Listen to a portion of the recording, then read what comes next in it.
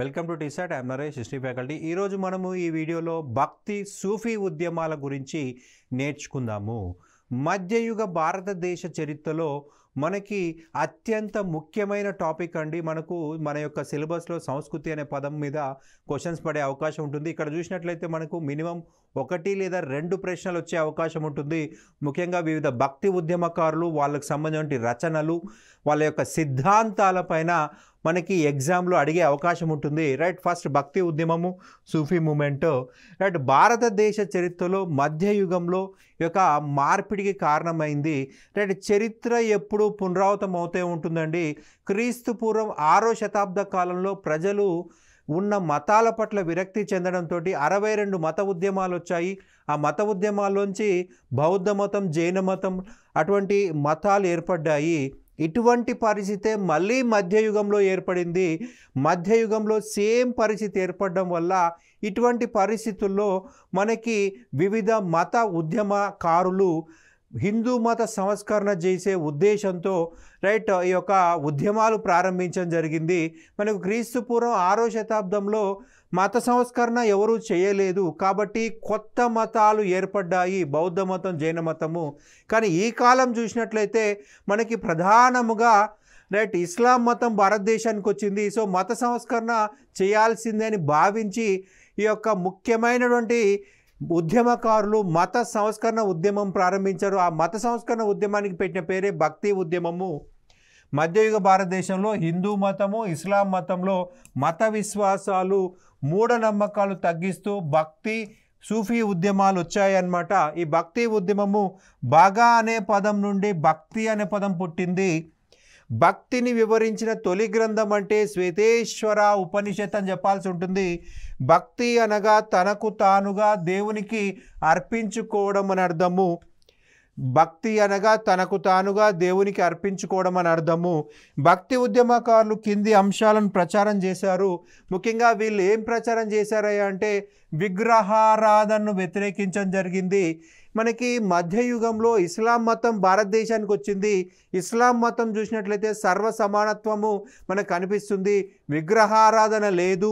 Right, మనకి కుల వ్యవస్థ లేదు. అందరూ సమానంగానే చూడబడ్డారు. ఎవరు ఎక్కువ కాదు, ఎవరు తక్కువ కాదు. డబ్బున్న వాళ్ళు, విఐపీలు లాంటి ఏ కల్చర్ అనేది కనిపించదు. డబ్బున్నవాడైనా పేదవాడైనా కింద కూర్చొని నమాజ్ చేయాల్సిందే. దేవుడు ముందు అందరూ సమానమే. కానీ మనకు ఈ యొక్క మతంలో బ్రాహ్మణుడు గర్భగుడిలో ఉంటాడు, క్షత్రియ వైశ్యులు మనకి మండపంలో ఉంటారు, శూద్రులు గుడి బయట ఉంటారు, దళితులు ఊరి బయట ఉంటారు. ఇది ఒక వివక్షత. సో అనేక మంది ఇస్లాం మతంలోని సమానత్వం వైపు వెళ్తున్నారు కాబట్టి హిందూ మతాన్ని సంస్కరించాలనుకున్నారు. హిందూ మతంలోని సంస్కరణ చేయకపోతే ఖచ్చితంగా అనేక మంది ఇస్లాం మతంలో కన్వర్ట్ అవుతారని భావించి రైట్ మత సంస్కరణ ఉద్యమం ప్రారంభించారు. అందులో వీళ్ళు విగ్రహారాధనని వ్యతిరేకించారు.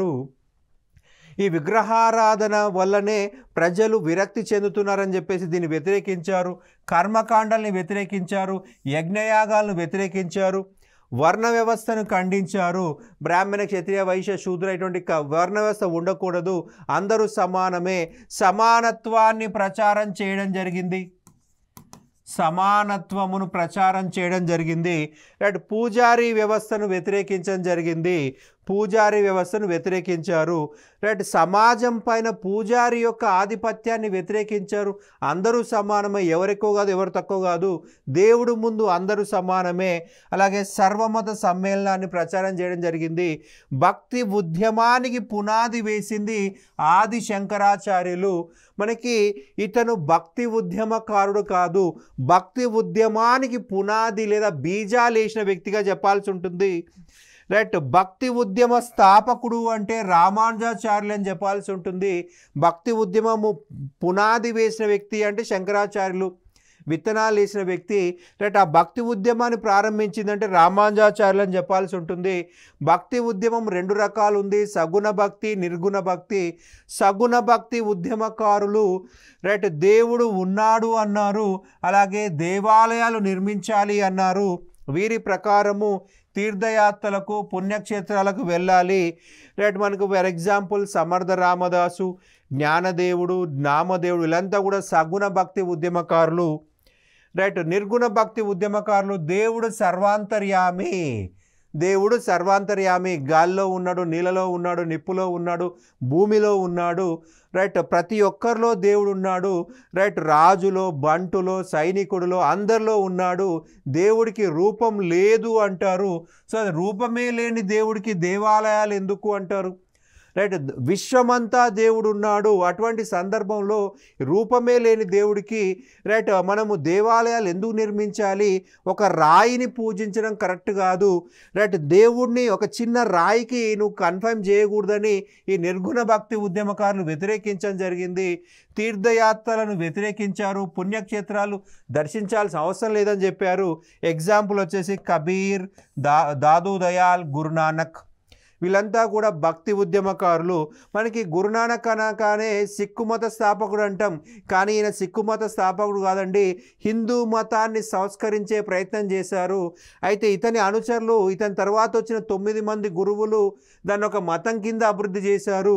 గురునానక్ యొక్క ఉద్దేశము హిందూ మత సంస్కరణ. ఇతను భక్తి ఉద్యమకారుడు అని గుర్తుపెట్టుకోవాలి. ఇక నెక్స్ట్ చూసినట్లయితే ఆది శంకరాచార్యులు, మన షార్ట్కట్లో శంకరాచార్యులు అంటాము. ఆది శంకరాచార్యులు కేరళలోని కాలడి అనే ప్రాంతంలో నమ్రుద్రి అనేటువంటి బ్రాహ్మణ కుటుంబంలో జన్మించాడు. ఇతడు జన్మించిన కాలడి అనే ప్రాంతం పెరియార్ నదీ తీరంలో ఉంది. కేరళలో ఒక ముఖ్యమైన నది పెరియార్ నది. ఈ పెరియార్ నది ఒడ్డున ఉంది కాలడి. 8 సంవత్సరాల వయస్సులోనే సన్యాసం తీసుకున్నాడు. 32 సంవత్సరాలే జీవించాడు. మనకి చాలా గొప్ప మేధావులు చాలా తక్కువ వయసులో చనిపోతారు. గొప్ప గొప్ప వాళ్ళంతా కూడా ఎక్కువగా కష్టపడి రైట్ మనకి చాలా గొప్ప గొప్ప వాళ్ళంతా కూడా తక్కువ వయసులో చనిపోయారు. ఈయన కూడా చాలా చిన్న వయసులో చనిపోయాడు. 32 సంవత్సరాల వయసులోనే మరణించడం జరిగింది. రైట్. 8 సంవత్సరాల వయసులోనే అతను సన్యాసం తీసుకున్నాడండి. తన గురువుని వెతుకుతూ దాదాపు నర్మదా నది వరకు వెళ్ళడం జరిగింది. కేరళలోని కాలడి నుంచి అనేక మంది గురువులను వెతుక్కుంటూ రైట్ చివరిగా ఇతని గురువు ఎవరయ్యా అంటే గోవిందాపాల. ఇతను నర్మదా నది ఒడ్డున నివసించేటువంటి వ్యక్తి, మధ్యప్రదేశ్. రైట్. ఇతని యొక్క గొప్ప గురువుగా భావించి ఇతని దగ్గర చదువుకోవడం జరిగింది. ఇతని ద్వారా గొప్ప నాలెడ్జ్ సంపాదించాడు ఆది శంకరాచార్యులు. రైట్. ఇతని తల్లి పేరు వచ్చేసి ఆర్యమాంబ, తండ్రి పేరు వచ్చేసి శివగురువు. బిరుదులు వచ్చేసి ఆది గురువు, ప్రచ్ఛన్న బుద్ధుడు. ఈ రెండు గుర్తుపెట్టుకోవాల్సి ఉంటుంది, ఆది గురువు, ప్రచ్ఛన్న బుద్ధుడు. అయితే టిప్పు సుల్తాన్ ఈ యొక్క ఆది శంకరాచార్యుల్ని జగద్గురు అని చెప్పేసి పొగిడాడు. జగత్తుకే గురువు టిప్పు సుల్తాన్. ఈ టిప్పు సుల్తాన్ అనే వ్యక్తి ఆది శంకరాచార్యుని జగత్తుకే గురువు, జగత్తు అంటే విశ్వానికే గురువు అంటున్నాడు. ఆది శంకరాచార్యులు ఎవరన్నారు? టిప్పు సుల్తాన్, మైసూర్ యొక్క రాజు. రైట్. ఇక మనకి ఆది శంకరాచార్యుల యొక్క గ్రంథాలు చూసినట్లయితే సౌందర్య లహరి, శివానంద లహరి, వివేక చూడామణి, భజగోవింద స్తోత్రం. మనకి భక్తి ఉద్యమంలోంచి వివిధ గ్రంథాలు అడిగే అవకాశం ఉంటుందండి. ఖచ్చితంగా గ్రంథాలు గుర్తుపెట్టుకోవాలి. రైట్. ఇతను బ్రహ్మసూత్రాలు, భగవద్గీత మరియు 12 ఉపనిషత్తుల్లో సహా ప్రధాన గ్రంథాలపైన 18 వ్యాఖ్యానాలు అంటే అందరికీ అర్థమయ్యే భాషలో రాయడమే వ్యాఖ్యానము. మనకి చాలా గ్రంథాలు పద్య రూపంలో ఉంటాయి. ఆ పద్యాలు అందరికీ అర్థం కావు, సామాన్య వ్యక్తులకు కూడా అర్థం కావాలి అంటే మాట్లాడుకునే భాషలో రాయాలి. దాన్ని ఏమంటున్నాము? వ్యాఖ్యానము అంటున్నాము. బ్రహ్మసూత్రాలకి వ్యాఖ్యానం రాశాడు, భగవద్గీతకి వ్యాఖ్యానం రాశాడు, 12 ప్రధాన ఉపనిషత్తులకు వ్యాఖ్యానాలు రాయడం జరిగింది. రైట్. ఇతను హిందూ మత ఏకం చేయడం కోసము భారతదేశానికి 4 దిక్కులా 4 శక్తిపీఠాలు ఏర్పాటు చేశారు. రైట్. ఇతనికంటే ముందు అనేక మతాలుగా, అనేక శాఖలుగా హిందూ మతం విడిపోయి ఉంది. మనకి వైష్ణవుల్లో కొన్ని వందల బ్రాంచులు ఉన్నాయి, శైవుల్లో కొన్ని వందల బ్రాంచులు ఉన్నాయి. శైవ వైష్ణవ విభేదాలు తొలగించే ప్రయత్నం చేశాడు శైవులు వైష్ణవుల్ని ఒకటి కలిపే ప్రయత్నం చేసిన వ్యక్తి ఆది శంకరాచార్య. మనకి పల్లవుల కాలంలో, చోళుల కాలంలో శైవ వైష్ణవ విభజన కనిపిస్తుంది. ఈ శైవ మతము అది మాత్రమే మతంగా, శివుడు మాత్రమే దేవుడిగా అంగీకరించే వాళ్ళు, వైష్ణవులు విష్ణుని మాత్రమే దేవుడిగా అంగీకరించే వాళ్ళు. అయితే ఈయనేం చేశాడు, అందరినీ కలిపే ప్రయత్నం చేశాడు, హిందూ మతాన్ని ఒకటిగా చేసే ప్రయత్నం చేశారు. మనకి హిందూ మతంలో అనేక సబ్ బ్రాంచులు ఉన్నాయి. అఘోరాలు అని చెప్పేసి, కాలాముఖులు అని చెప్పేసి, కాపాలిక అని చెప్పేసి, కాయలభైరవ, పాశుపత, వీర వైష్ణవం, వీరశైవం, ఇవన్నీ కూడా ఒక దగ్గర తీసుకొచ్చే ప్రయత్నం చేశాడు ఆది శంకరాచార్యులు. రైట్, 4 దిక్కుల 4 మఠాలు ఏర్పాటు చేశారు. ఉత్తర దిక్కు చూసినట్లయితే జ్యోతిర్మఠము, ఉత్తర దిక్కు చూసినట్లయితే జ్యోతిర్మఠము బదరీనాథ్ ఉత్తరాఖండ్. మనకి దక్షిణ దిక్కు చూసినట్లయితే, సౌత్ చూసినట్లయితే మనకి శారదా మఠము శృంగేరి కర్ణాటక. అలాగే తూర్పు దిక్కు చూసినట్లయితే ఈస్ట్ దిక్కున మనకు గోవర్ధన మఠము పూరి ఒడిషా.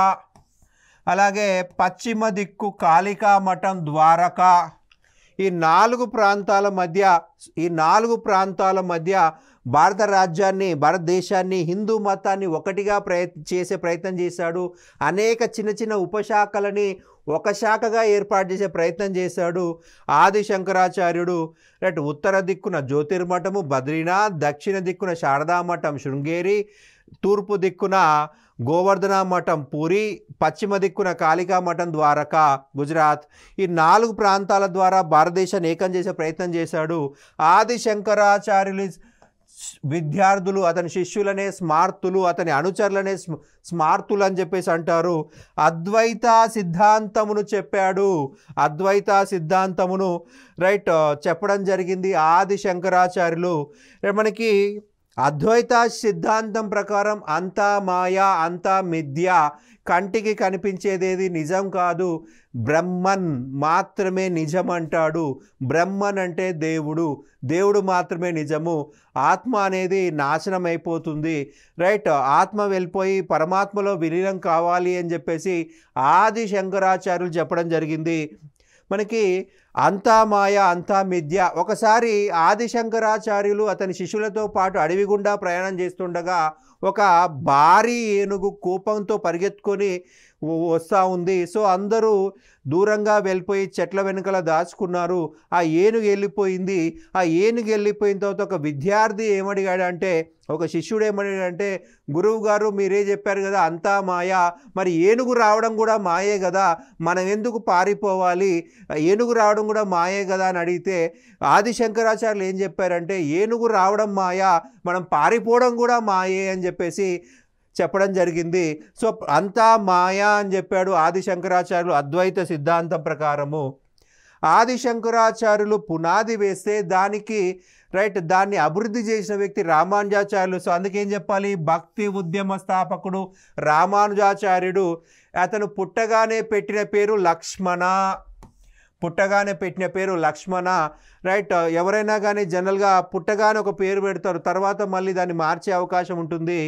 రైట్, పుట్టినప్పుడు పెట్టిన పేరు లక్ష్మణ, తర్వాత కాలంలో ఇలయ పెరుమాల్గా మార్చడం జరిగింది.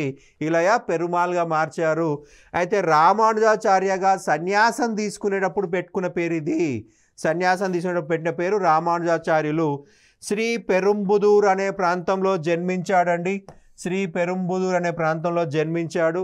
ఇతను మరణించిన ప్రాంతం శ్రీరంగం అని చెప్పాల్సి ఉంటుంది. శ్రీరంగము. రామానుజాచార్యులు తిరుక్కనంబి యాదవ ప్రకాశ వద్ద చదువుకోవడం జరిగింది. తిరుక్కనంబి యాదవ ప్రకాశ. రైట్, ఒకరోజు తన ఇంటికి భోజనానికి ఆహ్వానించడం జరిగింది. ఈ తిరుక్కనంబి యాదవ ప్రకాశ వచ్చేసి వైశ్య కులస్థుడు. రైట్, వీళ్ళేమో బ్రాహ్మణులు. రైట్, తంజమాంబ ఇతని యొక్క భార్య. రైట్, గురువు వచ్చేసరికి లేట్ అయిపోయింది. ఇతను సరే గురువు ఈరోజు రాడేమో అనుకొని సంధ్యావందనం కోసం వెళ్ళడం జరిగింది. ఆలోపే గురువు వచ్చాడు, తిన్నాడు, వెళ్ళిపోయాడు. ఈ తంజమాంబ ఏం చేసిందంటే, ఇతను తక్కువ కులస్థుడు కాబట్టి చీపురితో ఆ తిరుక్కనంబి యాదవ ప్రకాశ తిన్నటువంటి విస్తరిని చీపురుతో బయటపడేసింది. ఒక వైశ్య కులస్తుడు తక్కువ కులస్తుడు కాబట్టి ఇల్లంతా కూడా అలకడం జరిగింది. సో ఆ విషయాన్ని తన భర్తకు చెప్పింది. సో తను విరక్తి చెంది సన్యాసం తీసుకున్నాడండి. రైట్, ఇంత గొప్ప నాలెడ్జ్ కలిగినటువంటి జ్ఞానం కలిగినటువంటి వ్యక్తికి అవమానమా అని చెప్పేసి, ఈ కుల వివక్షత ఉండకూడదు అని చెప్పేసి సమానత్వాన్ని ప్రచారం చేయడం కోసం, సమానత్వమును ప్రచారం చేయడం కోసము, రైట్, బ్రాహ్మణ క్షత్రియ వైశ్య శూద్ర ఇటువంటి వర్గాలు ఉండకూడదు, అందరూ సమానంగా ఉండాలి అని చెప్పేసి రామానుజాచార్యుడు సన్యాసం తీసుకోవడం జరిగిందండి. సన్యాసం తీసుకొని జీవితాంతము శ్రీ వైష్ణవాన్ని ప్రచారం చేయడం జరిగింది, సమానత్వాన్ని ప్రచారం చేయడం జరిగింది. మనకు హైదరాబాద్ దగ్గరలో మనకు రామానుజాచార్యుడి విగ్రహము మనకి ముచ్చింతల్ అనే ప్రాంతంలో కన్స్ట్రక్ట్ చేయడం జరిగింది. ఆ యొక్క విగ్రహానికి పెట్టిన పేరేంటండి? Statue of equality. Statue of equality అని ఎందుకు పేరు పెట్టారంటే ఇతను సమానత్వాన్ని ప్రచారం చేయడం కోసమే సన్యాసం తీసుకున్నాడు. జీవితాంతం సమానత్వ సాధన కోసమే పోరాటం జరిగింది. ఇతను సమానత్వాన్ని ప్రచారం చేశాడు. అలాగే సత్యం, శివం, సుందరంని వివరించినటువంటి మొదటి వ్యక్తి మనకి యొక్క రామానుజాచార్యులు అని చెప్పాలి. రామానుజాచార్యుడు చెప్పినటువంటి మార్గము ప్రాపతి మార్గము. ప్రాపతి మార్గం ద్వారానే దేవుణ్ణి చేరుకోవచ్చు అంటాడు. మనము దేవునికి అర్పించుకోవడమే ఈ యొక్క ప్రాపతి మార్గము అంటున్నాడు. దాన్నే మనము భక్తి అంటున్నాము. రైట్, దేవుడికి మనకు మధ్య అంబికా దర్బార్ బతి ఏం అవసరం లేదు, అనుసంధానకర్తలు అవసరం లేదు, విగ్రహాలు అవసరం లేదు, రైట్ అని వ్యతిరేకించాడు ఈయన.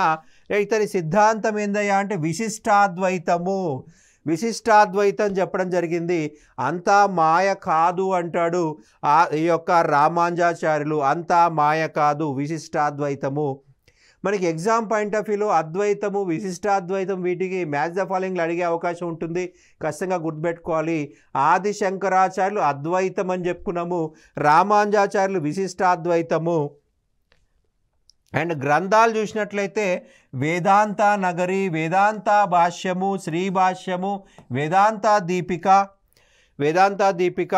అలాగే ఇతడు శ్రీ భాష్యం అనే పేరుతో బ్రహ్మసూత్రాలకు వ్యాఖ్యానం రాయడం జరిగింది. అందరికీ అర్థమయ్యే భాషలో రాయడమే వ్యాఖ్యానము.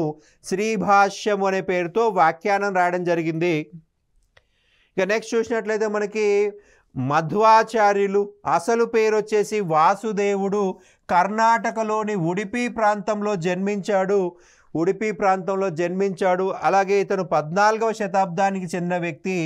ఇతను కృష్ణుడి భక్తుడు. రైట్, కృష్ణ భక్తి అంటే వైష్ణవ భక్తి, విష్ణు భక్తి. రైట్, ద్వైత సిద్ధాంతమును చెప్పడం జరిగింది. మధ్వాచార్యులు ఏం చెప్పాడండి? ద్వైత సిద్ధాంతము.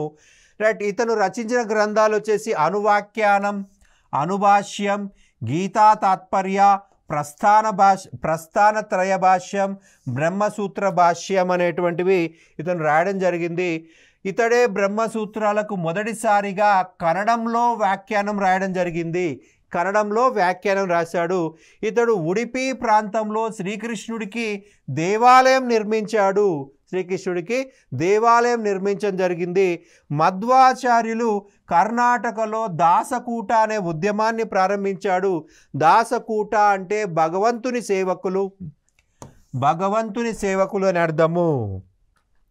ఇక నెక్స్ట్ పర్సన్ చూసినట్లయితే నింబార్కుడు. ఇతను తెలంగాణ ప్రాంతానికి చెందిన వ్యక్తి.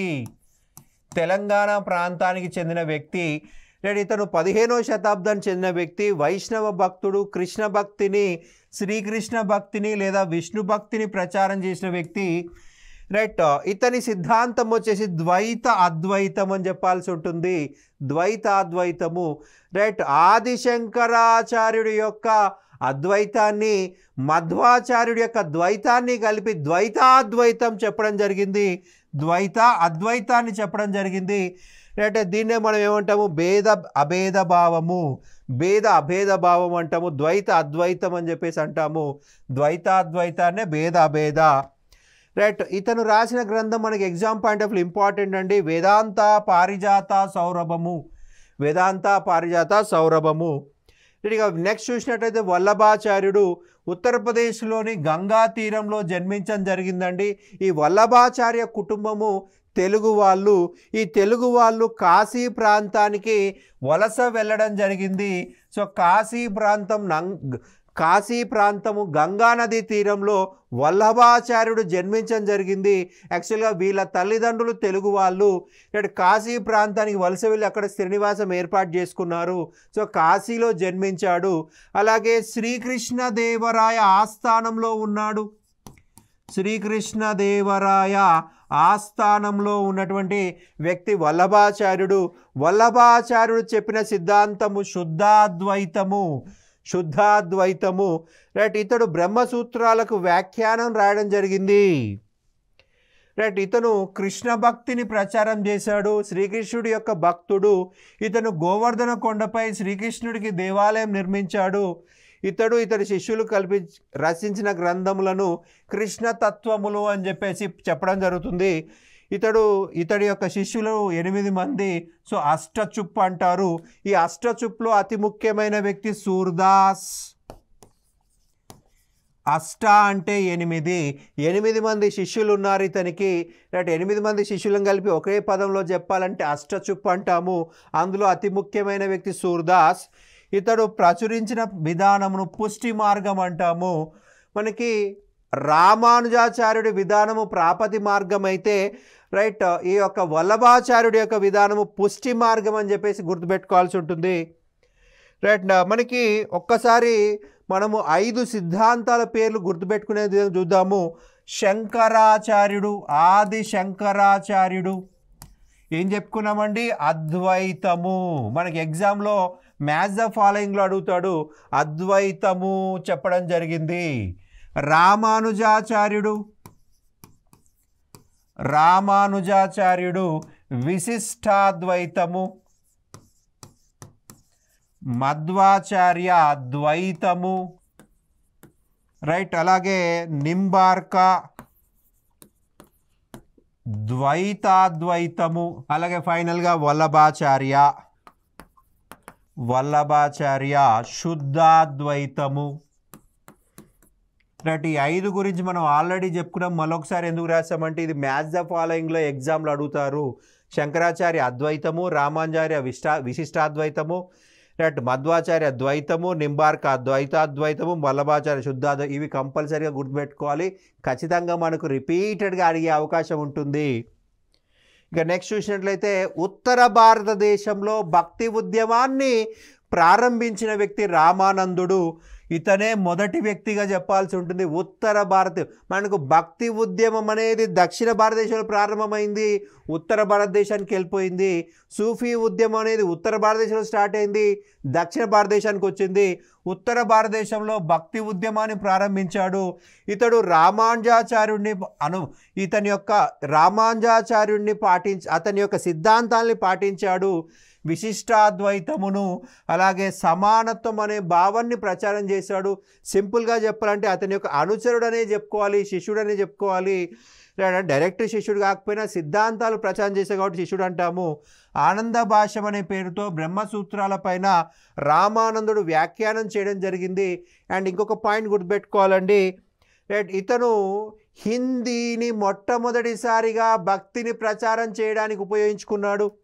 హిందీలో బోధనలు చేసినటువంటి తొలి వ్యక్తి రామానందుడు.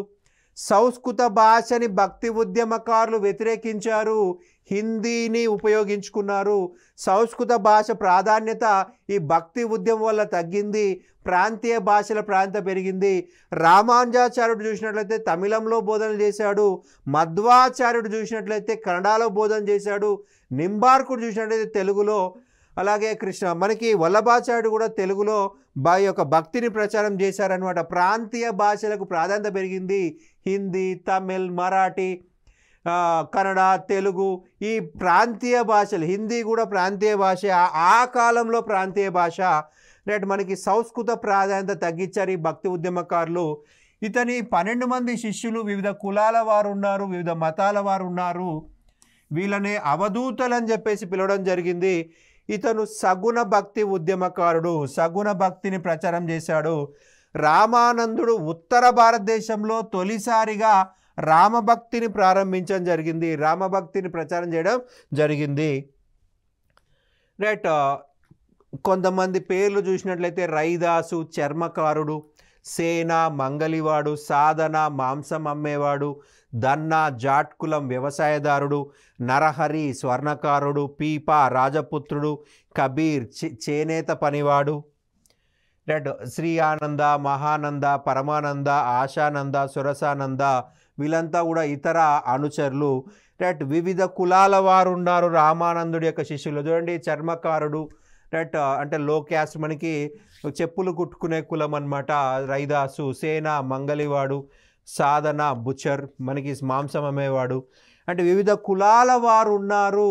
ఈ యొక్క రామానందుడు అంటే సమానత్వానికి ప్రాధాన్యత ఇచ్చాడు, కుల వ్యవస్థని వ్యతిరేకించాడు రామానందుడు. అందరూ సమానమే, రైట్. రామానుజాచార్య యొక్క సమానత్వమును ప్రచారం చేశాడు రామానందుడు.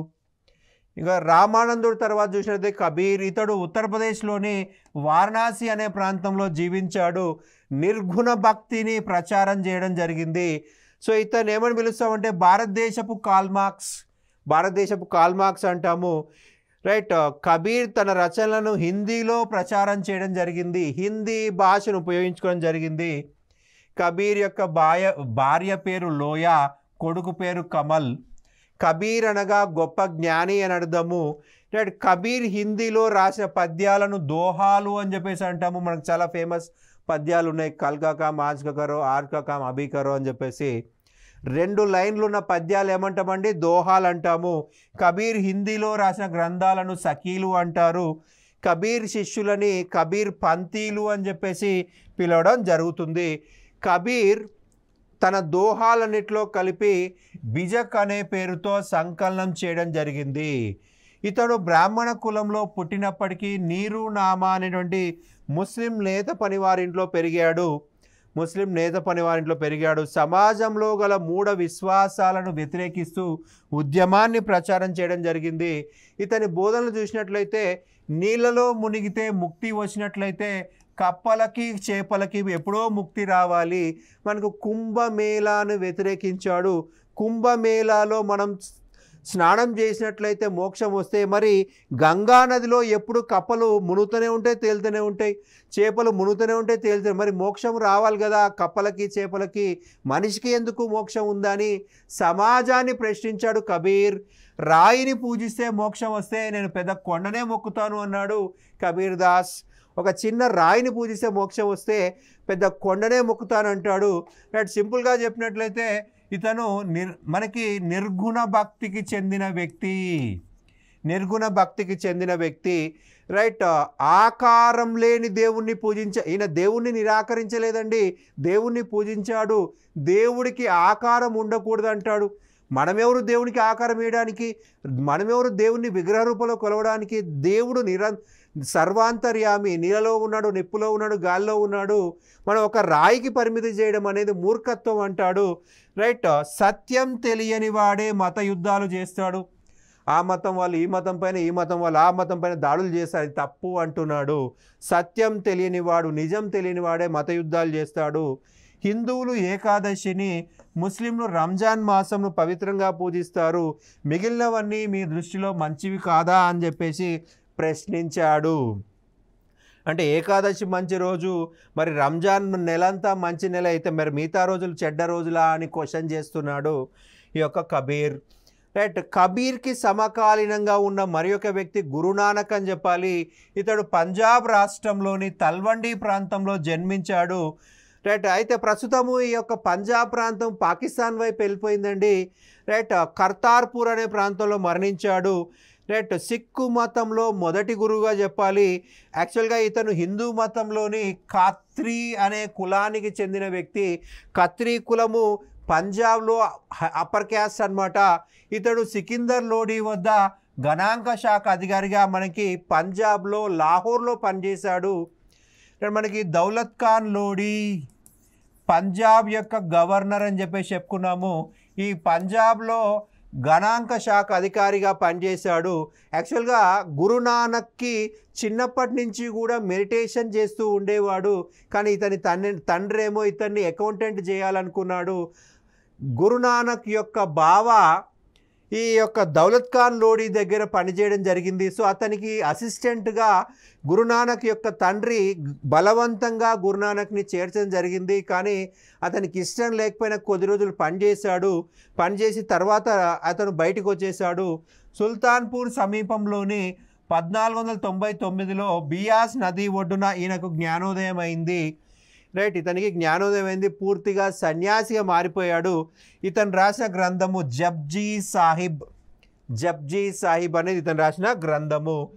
రైట్, సిక్కు మతం చూసినట్లయితే సిక్కు అనగా శిష్యుడు అని అర్థము, సింగ్ అనగా సింహము. సిక్కు మతంలో 10 మంది గురువులు ఉన్నారు.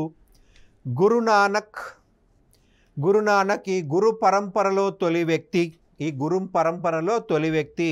గురునానక్ మాత్రమే భక్తి ఉద్యమకారుడు. భక్తిని మాత్రమే ప్రచారం చేసిన ఏకైక వ్యక్తి గురునానక్ అన్నమాట సిక్కు మతంలో. రైట్, అతని ఉద్దేశం సిక్కు మత స్థాపన కాదు. ఇతని 9 మంది అనుచరులు దాన్ని ఒక మతం కింద మార్చేశారు. 9 మంది వారసులు, గురువులు. భక్తి ఉద్యమానికి సంబంధం లేదు. వీళ్ళు సిక్కు మత అభివృద్ధి కృషి చేశారు. రెండవ గురువు వచ్చేసి గురు అంగద్ పంజాబీ భాషకు గురుముఖి లిపిని అభివృద్ధి చేశాడు. రైట్, హుమయూన్ ఇతనికి సమకాలీనుడు. హుమయూన్ గురు అంగద్ని కలుసుకున్నాడు. రైట్, గురు అమర్దాస్ 1552 నుంచి 1574 వరకు ఉన్నాడు. గురు కా లంగర్ అనే సామూహిక వంటశాలను ప్రారంభించాడు. అందరికీ సమానంగా భోజనం అందాలి. గురు కా లంగర్ అంటరానితనానికి వ్యతిరేకంగా ఆ యొక్క గురు కా లంగర్ని ప్రారంభించడం జరిగింది. ఇతడు 22 మంజీలుగా ఆధ్యాత్మిక రాజ్యాన్ని విభజించాడు. సతీ మరియు పర్దా వ్యవస్థలను నిషేధించాడు. గురు రామ్దాస్ అక్బర్ నుండి స్వర్ణ దేవాలయం ప్రాంతాన్ని పొందడం జరిగింది. రైట్, గురు అర్జున్ దేవ్ ఇతని కాలంలో అమృత్సర్లో హర్ మందిర్ సాహిబా లేదా స్వర్ణ దేవాలయాన్ని నిర్మించడం జరిగింది. ఇతడు సిక్కుల పవిత్ర గ్రంథమైన ఆది గ్రంథ్ లేదా గురు గ్రంథ్ సాహిబా గ్రంథంను రచించాడు. ఆదాయంలో 10వ వంతు గురువుకు చెల్లించే మన్సద్ అనే పద్ధతిని ప్రవేశపెట్టాడు. అయితే ఇతను రాజకీయాల్లో ఉండడం వల్ల రైట్ ఇతన్ని జహంగీర్ ఉరి తీయడం జరిగింది. రైట్, 6వ గురువు గురు హరగోవింద్. ఇతను మొఘల్తో యుద్ధాలు చేశాడు. గురు హరరాయ్, గురు హరకిషన్ ఇతను 5 సంవత్సరాల వయసులో రైట్ గురువు కావడం జరిగింది. 8 సంవత్సరాల వయసులో మచూచి వ్యాధితో మరణించడం జరిగింది. స్మాల్ పాక్స్ అని చెప్పేసి అంటాము. రైట్, గురు తేజ్ బహదూర్ ఇతడు సచ్చా పాదుషాగా ప్రకటించుకున్నాడు. ఇతన్ని ఔరంగజేబ్ ఉరి తీయడం జరిగింది. రైట్, 10వ గురువు వచ్చేసి గురు గోవింద్ సింగ్, చివరి సిక్కు గురువు. ఇతడు కల్సా వ్యవస్థను పహాల్ విధానాన్ని ప్రారంభించి ప్రతి సిక్కు వ్యక్తి 5 విషయాలు ధరించాలని చెప్పడం జరిగింది. అవి కేష్ జుట్టు కత్తిరించరాదు, కంగా దువ్వెన, కృపాన్ కత్తి, కడా కడియం, కచా పొడవాటి దుస్తువులు. రైట్, 1699లో కల్సా అనే సిక్కు సైనిక విధానాన్ని ప్రారంభించాడు. ఇతను ఔరంగజేబ్తో అనేక యుద్ధాలు చేయడం జరిగిందండి. ఔరంగజేబ్కి అలాగే ఈ యొక్క గురు గోవింద్ సింగ్కి మధ్య రాయబడినటువంటి లెటర్స్ యొక్క సమూహాన్ని ఏమంటామంటే జఫర్నామా అంటాం. ఔరంగజేబ్ ఈయనకు రాసిన లెటర్సు, ఈయన ఔరంగజేబు రాసిన లెటర్స్ని జఫర్నామా అంటాము. మొదటి బహదూర్ షా ఇతనికి మన్సబ్దార్ పదవి ఇచ్చాడు. రైట్, గురు గోవింద్ సింగ్ మరణాంతరం బందా బహదూర్ అనే వ్యక్తి ఈ యొక్క సిక్కులకి నాయకుడు కావడం జరిగింది. రైట్, ఇదండి మనకు భక్తి ఉద్యమం సంబంధించి ముఖ్యమైన అంశాలు. మనకి ఈ యొక్క చాప్టర్లో ఖచ్చితంగా వివిధ పుస్తకాలపైన సిద్ధాంతాలపైన క్వశ్చన్ అడిగే అవకాశం ఉంటుంది. వాటిపైన ఫోకస్ చేయండి. Thank you.